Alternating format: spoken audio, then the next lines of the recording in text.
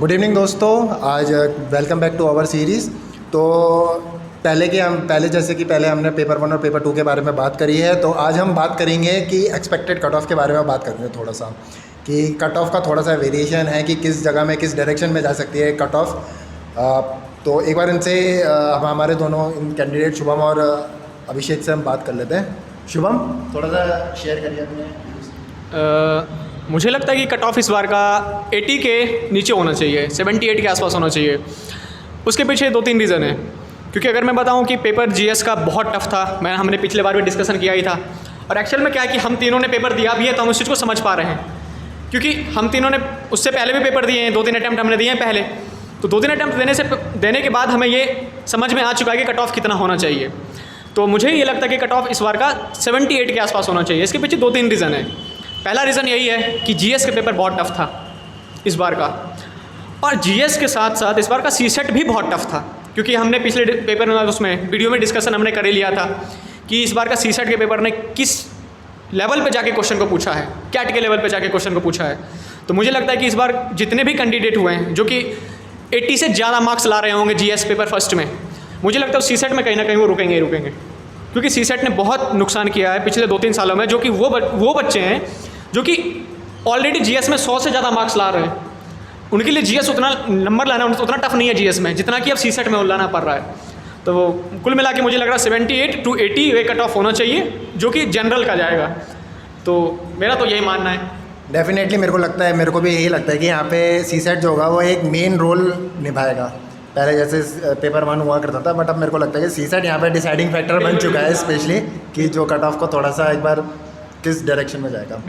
और शुभ अभिषेक, आपके क्या व्यूज़ है? मेरे भी सेम ही व्यूज़ हैं, क्योंकि मैं भी लास्ट 2 टाइम जब मैंने अटैम्प्ट दिया था, दोनों टाइम मेरा मेन फोकस तो यही रहा था सीसेट पे। क्योंकि उससे पहले जब हम प्रैक्टिस करते थे 2019 से पहले का, अगर मैं मतलब बेसिकली जो मैंने PYQ करे थे उस समय 2019 से पहले के बहुत मतलब अच्छे खासे नंबर आते थे। इवन एक बार का इंसिडेंट है, सर ने तो इवन ये भी बोल दिया था कि एक लौते को क्या 2 लोगों को पास करा दे, इतने नंबर आ जाते हैं सीसेट में। तो मतलब उस समय अच्छे खासे क्वेश्चंस हम कर लेते थे। बट जैसे ही कट टू 2020, जैसे ही उन्होंने ट्रेंड चेंज किया, मतलब ये भी बोल सकते हैं कि शायद हम लोगों ने फोकस नहीं किया पहले अटैम्प्ट में, बट ट्रेंड थोड़ा सा चेंज हुआ। लेटर ऑन हमने करा तो मेरा निकला था उस समय। इस बार मैंने जब दोबारा दिया तो सीरियसली मतलब बहुत ज़्यादा वेरिएशन आया, और मतलब मुझे भी अब ऐसे लगने लग गया है कि जीएस पेपर फर्स्ट है वो तो मेन पेपर है ही, बट सेकंड पेपर को भी हमें एज अ फर्स्ट प्रायोरिटी लेके कट ऑफ कितनी रखेंगे आप? मेरे हिसाब से 75 to 78 के बीच, मतलब लगभग सेम पार वही होना चाहिए, +-4 वही होना चाहिए। ठीक है, तो यहाँ पे कट ऑफ की बात हो गई। अब दूसरी बात मैं जो सबसे इम्पोर्टेंट करना चाहूँगा कि यहाँ पे कोचिंग इंस्टीट्यूट का क्या रोल रह गया है यहाँ पे। स्पेशली अगर मैं बात करूँ, जिस तरह से पेपर का ट्रेंड बदल रहा है, क्वेश्चंस जिस तरह से फ्रेम हो रहे हैं, और किस तरह से आउट ऑफ सिलेबस तो नहीं बोल सकते क्योंकि यूपीएससी का तो खैर कोई सिलेबस नहीं है वैसे तो, बट अगर मैं बोलूँ जिस तरह से जो कन्वेंशनल जो किताब है उससे आउट ऑफ थोड़ा सा क्वेश्चन फ्रेम होने की कोशिश कर रहा है, जैसे कि हमने पहले भी बात करी है, तो उसके लिए क्या मतलब कि कैंडिडेट्स के लिए जो आने वाले जो एस्पिरेंट्स हैं उनके लिए कैसे वो बेनिफिट रह सकता है? थोड़ा शुभम। मुझे लगता है कि जो कोचिंग इंस्टीट्यूट्स में जो नोट्स प्रोवाइड किए जा रहे हैं वो सफिशिएंट अब नहीं है। इसके पीछे जो 2-3 रीज़न है। पिछले अगर आप 2-3 सालों के ट्रेंड को देखेंगे पेपर का, तो क्वेश्चन जो बनाए जा रहे हैं वो एक जनरल अवेयरनेस के क्वेश्चन बनाए जा रहे हैं, वो किताबों से हटके हैं। इवन आप लक्ष्मीकांत को ले लीजिए, हम कहते हैं पॉलिटी का बाइबल है वो, बट वो बाइबल कैसे है? क्योंकि उस मैक्सिमम क्वेश्चन अब आप देख रहे हैं कि उस बुक से ही बाहर आ रहे हैं। अब 2-4 क्वेश्चन आप कहेंगे प्रेसिडेंट का क्वेश्चन तो वहीं से आया है, बिल्कुल आया है, लेकिन अगर आप प्रेसिडेंट के क्वेश्चन को उस बुक से पढ़ के आप सॉल्व नहीं कर पाएंगे। एक तो बात ये हो गई। दूसरी बात इकोनॉमिक्स का देखिए आप। इकोनॉमिक्स के लिए हम लोग कहते हैं कि एक कोई बुक पढ़ लेते हैं, वहाँ से इकोनॉमिक्स हो जाएगा, बट इकोनॉमिक्स अब वहाँ से नहीं होगा। इकोनॉमिक्स के लिए क्या चाहिए आपको? जनरल एक अवेयरनेस क्रिएट होनी चाहिए। इकोनॉमिक्स के क्वेश्चन आप तभी सॉल्व कर पाएंगे। और इन्वायरमेंट का तो पता ही है आप सब लोगों को कि इन्वायरमेंट में जिस तरीके से आजकल जो पशु पक्षी इन सब के बारे में पूछा जा रहा है, और स्पेशली उसमें डीप क्वेश्चन पूछे जा रहे हैं, जिसके लिए बुक सफिशिएंट हो ही नहीं सकता। तो जो कोचिंग इंस्टीट्यूट हैं वो क्या करते हैं, वो ये जो एक बुक होता है, इग्नू होता है या स्टैंडर्ड बुक होते हैं, उनसे कॉपी पेस्ट मार के अपना नोट्स तैयार कर लिया और अपने नाम से बेच रहे हैं। कोचिंग इंस्टीट्यूट वालों का काम ये है। तो हो क्या रहा है कि जो उनका जो नोट्स है एक तरीके से एक आउटडेटेड हो चुका है, मुझे तो ये लग रहा है। क्योंकि मैं भी नोट्स पहले बहुत पढ़ता था उनके, बट देखने में आए 2 साल पहले ही मुझे समझ में आएगा कि यहाँ से कुछ नहीं आ रहा है, तो मैंने जल्दी से उस नोट्स को हटा दिया। तो मैंने क्या किया, फिर जितना करंट का मुद्दा हो सकता है वो मैंने कवर करना शुरू किया। और करंट तभी समझ में आएगा जब आप बेसिक्स पढ़ेंगे, और बेसिक्स पढ़ने के लिए आपके पास वही बेसिक्स बुक है, बुक पढ़नी पड़ेगी वही, लेकिन पढ़ने के बाद आपको किसी नोट्स को पढ़ने की जरूरत नहीं है, बल्कि आप उससे बढ़िया है कि न्यूज़पेपर को पढ़ना शुरू कर दीजिए, करंट अफेयर्स को पढ़ना शुरू कर दीजिए, उसको एक्सट्रीम लेवल पे समझना शुरू कर दीजिए, तब जाके आपका एक तरीके से जीएस में कॉन्फिडेंस बिल्ड होगा।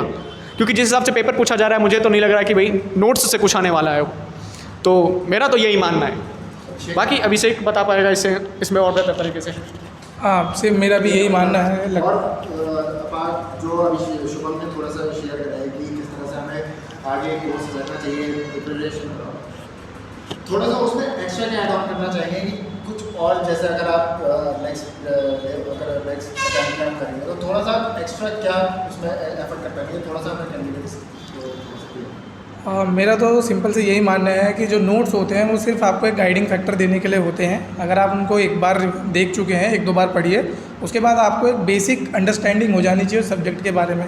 लेटर ऑन आपको उसको फिर शील्ड करना चाहिए विद न्यूज़पेपर, या जैसे बाकी एक बहुत इंपॉर्टेंट चलता है डाउन टू अर्थ मैगजीन आती है, उसका जैसे फोर्टनाइटली एडिशन आता है, उसके कुछ टॉपिक होते हैं जैसे एनवायरनमेंट के, मेरे को ऐसा लगता है, मैंने एक बार उसको फॉलो किया था, तो उसमें से कुछ टॉपिक्स उसके डायरेक्ट आ जाते हैं। तो आप ऐसी ही कुछ चीज़ें जैसे योजना हो गई या कुरुक्षेत्र हो गई, क्योंकि अब जो पेपर आ रहा है ना, जैसे शुभम ने ऑलरेडी जिक्र किया, जितनी ज़्यादा आपको अवेयरनेस होगी, और अवेयरनेस कैसे होगी, जितना ज़्यादा आप पढ़ेंगे उस चीज़ के बारे में। अब अगर आप अपने आप को सीमित कर लेंगे कि ओके 300 पन्ने का नोट्स है, उसी में से पढ़ लूँगा, फिर वीकली में करंट अफेयर पढ़ लूँगा, या फिर मंथली में एडिशन पढ़ लूँगा करंट अफेयर का, तो वो एक सीमित ज्ञान हो गया। और अगर आपको जनरल अवेयरनेस अपनी बनानी है, अपने आप को उस लेवल पे ले जाना है, तो आपको रेगुलरली दिमाग लगाना पड़ेगा कि अगर कोई टॉपिक आया उसमें से किस तरीके से क्वेश्चन फ्रेम होगा। तो मेरा तो मानना ये है कि आपको सिर्फ नोट्स से नहीं, बाकी और चीज़ों को भी अपनी प्रिपरेशन में ऐड ऑन करना चाहिए।